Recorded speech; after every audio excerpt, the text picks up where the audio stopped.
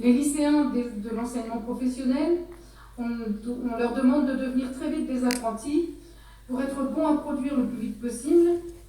Et les salariés, eux, ils doivent devenir des auto-entrepreneurs. Voilà le monde que l'économie libérale construit, un monde où il n'est plus question d'emploi, où le salariat est un gros mot. Pour ça, je voudrais reprendre l'histoire un peu des chômeurs. Au départ, on parlait d'Agence nationale de l'emploi. C'est devenu Pôle emploi. Et maintenant, c'est France Travail. Et qu'est-ce que ça veut dire, ce changement sémantique? Pour moi, ça veut dire que les travailleurs sont passés du statut de citoyen, puisque c'était l'agence nationale, citoyen d'une nation qui préserve le droit au travail. C'est ça le rôle de la NPE. Ensuite, ils sont devenus des chômeurs qui cherchent un emploi, un pôle emploi. On va trouver un emploi dans ce lieu, c'est pour ça. Et puis finalement, avec France Travail, ils sont devenus de simples individus qui, tout seuls, doivent accepter n'importe quel travail, dans n'importe quelle condition, par devoir envers la France. Les valeurs sont inversées.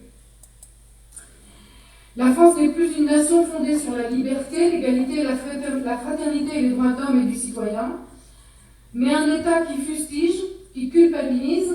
On a qu'à se rappeler le discours de notre Premier ministre il y a quelques jours. Chaque personne devenue seule responsable de sa réussite ou de son échec. Et ça culmine dans l'ubérisation du travail. Le recours aux plateformes numériques pour gérer l'activité de travailleurs indépendants, isolés, atomisés. Ils sont leurs propres patrons, mais ils ne fixent pas leurs tarifs. C'est l'algorithme qui le fait pour eux. Ils sont leurs propres patrons, donc ils financent eux-mêmes leurs vélos, leurs scooters, leurs téléphones, leurs outils de travail. Ils sont leurs propres patrons, mais ils ne choisissent ni leurs clients, ni les produits qu'ils vendent, ni ceux qu'ils transportent. Ils sont leurs propres patrons, mais ils ne choisissent pas leurs horaires, ils n'en ont pas. Ils sont leurs propres patrons, donc ils n'ont ni congé, ni sécurité sociale, ni avantages sociaux. Ils sont leurs propres patrons, mais ils doivent contribuer au financement de la plateforme, et enrichir ceux qui la gèrent. Et ceux-là, ils sont milliardaires. Ces travailleurs des plateformes, vous les connaissez tous, ils coupent les ronds-points sur leur vélo pour gagner du temps. Ils vous livrent des colis en vous disant à peine bonjour parce qu'ils doivent repartir vite, plus vite, enchaîner les courses pour gagner de quoi vivre, de quoi racheter le téléphone qui vient de tomber. Bref, des précaires. Le combat de Leïla Chaibi sera d'obtenir une directive européenne pour établir la présomption de salariat de ces travailleurs des plateformes. Ainsi, ceux qui s'enrichissaient sans travailler parce qu'ils sont simplement propriétaires de la plateforme numérique qui fournit les commandes, fixe les tarifs, etc., devront désormais assumer leur rôle de patron et appliquer le droit du travail, respecter les droits des salariés. Leïla Chaibi, je ne sais pas si vous la connaissez, mais c'est une jeune militante, un peu comme Marie, une activiste.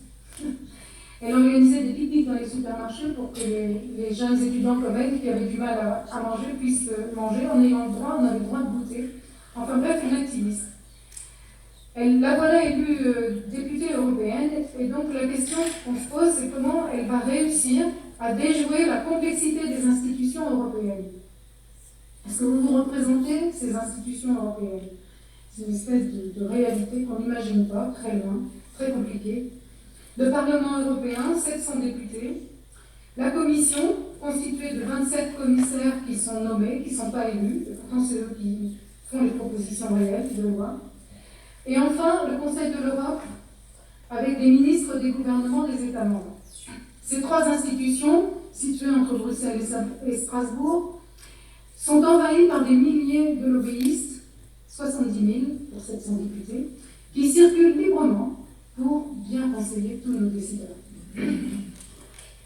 Les députés n'ont pas de pouvoir législatif, ils ne peuvent pas écrire les lois, ils peuvent seulement proposer, amender, contrôler le travail des autres instances.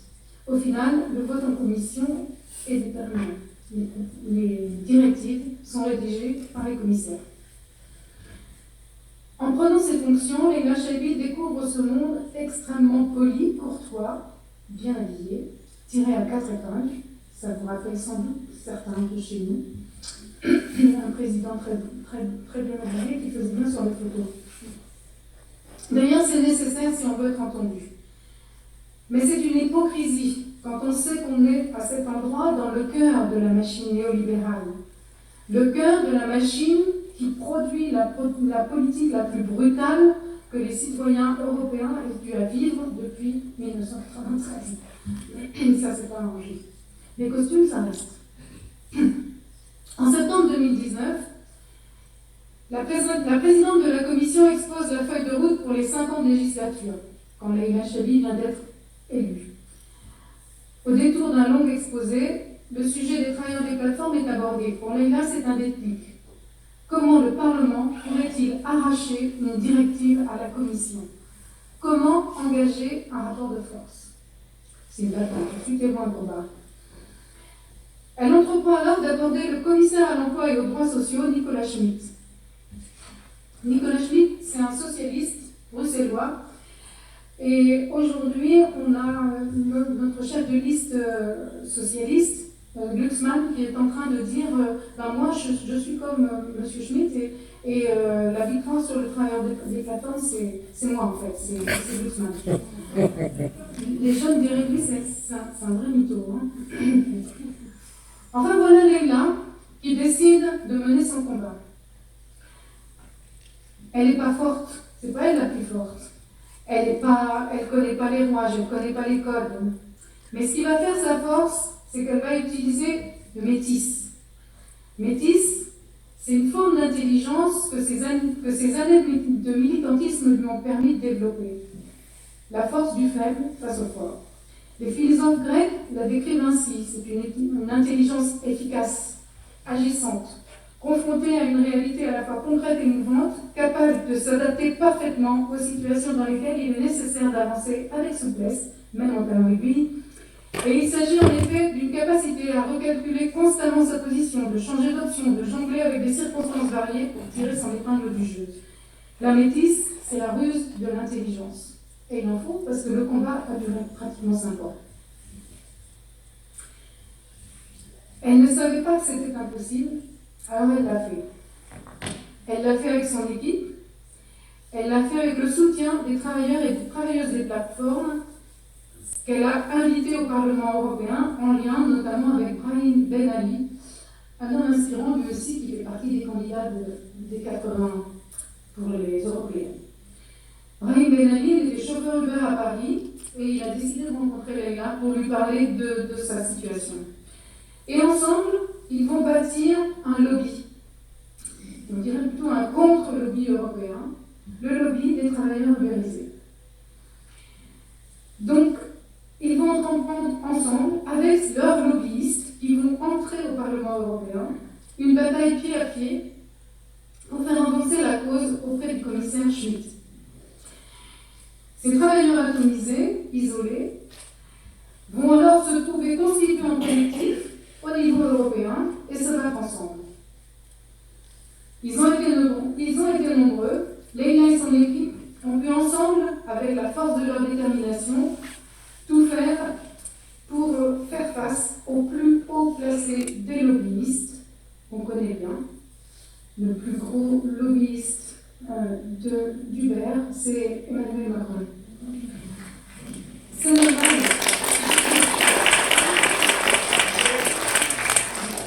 C'était un juste retour d'ascenseur.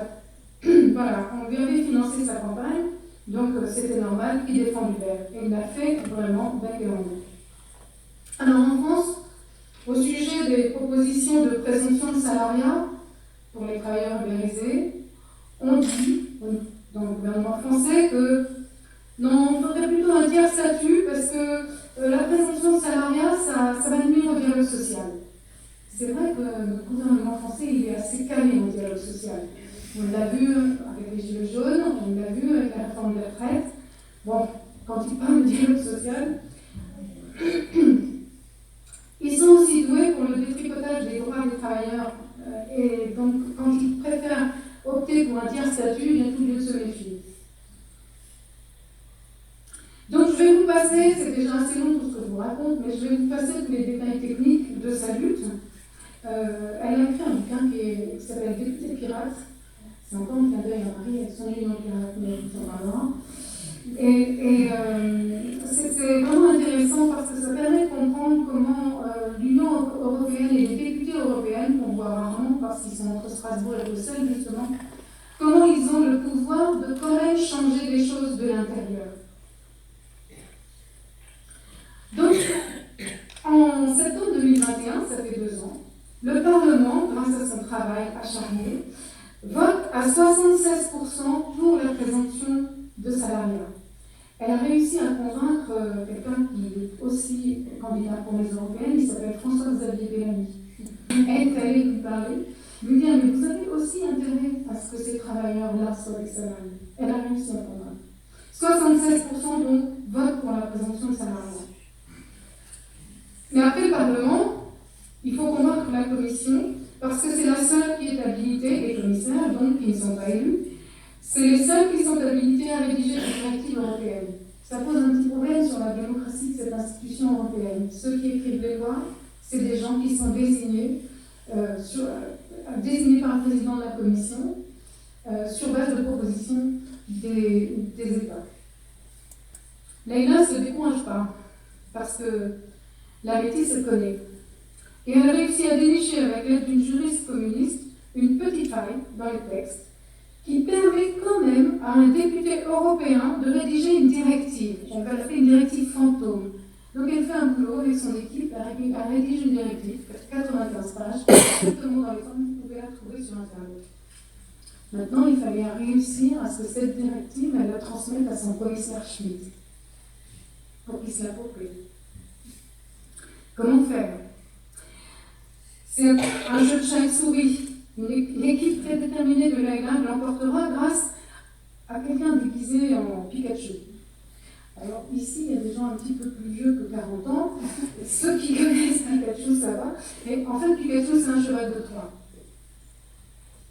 Voilà, vous voyez un peu la ruse. Novembre 2021, la Commission se prononce en faveur de la présomption de salariat pour les travailleurs des plateformes. Donc, quand la Commission se prononce en faveur, le texte va être retravaillé, repassé devant les députés, etc. Donc, le gouvernement français, et Macron en premier, va lutter pour détricoter, essayer de faire investir tous les lobbyistes aussi pour Leclerc, les autres, c'est les petits, pour lutter contre cette présomption. Et ça va être un combat de plusieurs années, puisque c'est fin de décembre 2023, que je voulais vous lire l'issue qui est dans le bouquin. Voilà, il y a 4 ans, quelle était la situation? Une directive Uber qui institutionnaliserait leurs pratiques semblait acquise. Aujourd'hui, la Commission, le Parlement et le Conseil ont reconnu que pour des millions de travailleurs, la loi de la jungle ne peut plus servir de référentiel et ils légifèrent pour leur offrir des droits. Voilà. En tout cas, c'est ce qu'elle crie. Voilà, donc je voulais vous raconter cette victoire parce que vous pourrez la lire vous-même. Vous ne la trouverez pas sur la table de presse. Sur la table de presse, vous trouverez les livres d'Alexis Corbière. Il y en a plein, ils sont bien intéressants. Mais à l'occasion, vous pourrez aussi acheter celui-là qui permet de voir concrètement comment on peut agir. Maintenant, je vais laisser la place et la parole à Marie, qui est 17e candidate.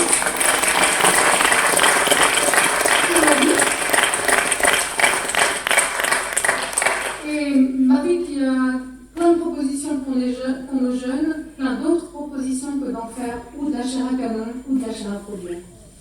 Merci.